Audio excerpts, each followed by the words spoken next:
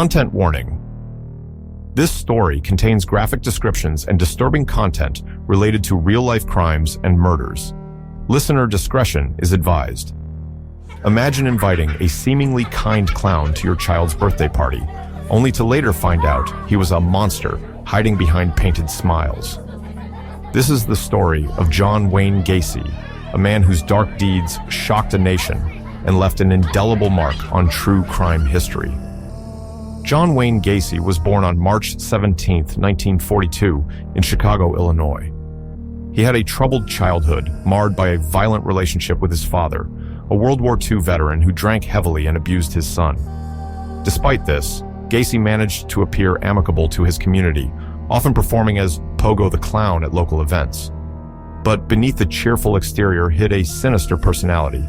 On the surface, Gacy was a successful businessman and active community member. He even dabbled in politics, advocating for the Democratic Party.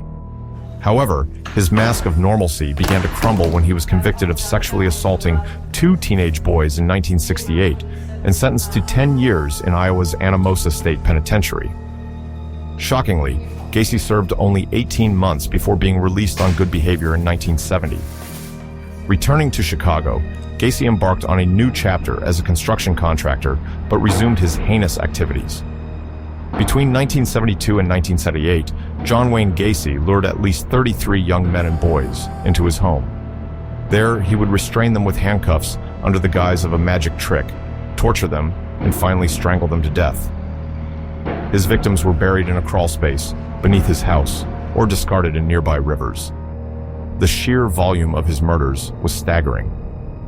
Gacy's undoing began in December 1978, when 15-year-old Robert Piest vanished after stating he was meeting Gacy about a job. Piest's disappearance drew attention, especially since he was last seen leaving a pharmacy where Gacy had been working. It was this case that finally brought Gacy's gruesome secret to light. On December 21, 1978, police searched Gacy's home, uncovering evidence directly linking him to Piest's disappearance. A further discovery in his crawl space confirmed everyone's worst fears. 26 bodies were found buried beneath his house. Additional remains were discovered in other parts of his property and nearby rivers, bringing the official victim count to 33. Following his arrest, Gacy provided a chilling confession, detailing how he had lured and killed his victims. Despite his detailed admissions, Gacy was unrepentant, offering bizarre justifications for his actions. In court, his defense unsuccessfully argued insanity. On March 13, 1980, John Wayne Gacy was found guilty of 33 murders and sentenced to death. Gacy's time on death row was notable for 2 things: his continued protestations of innocence, claiming he was a victim of a conspiracy, and his bizarre hobby of painting. Many of his paintings depicted clowns, a macabre nod to his former life as Pogo the Clown. They were later auctioned off, some fetching surprisingly high prices. On May 10, 1994, John Wayne Gacy was executed by lethal injection at the Stateville Correctional Center in Crest Hill, Illinois.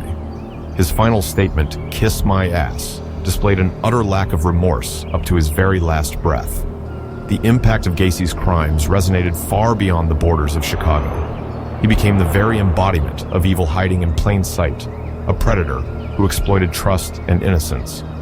The devastating legacy left by John Wayne Gacy serves as a grim reminder of the darkness that can lurk behind the most unassuming of facades. Thank you for listening.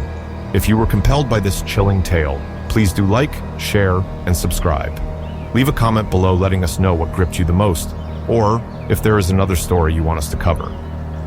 Until next time, keep your ears sharp and your imagination wilder than the wilderness itself.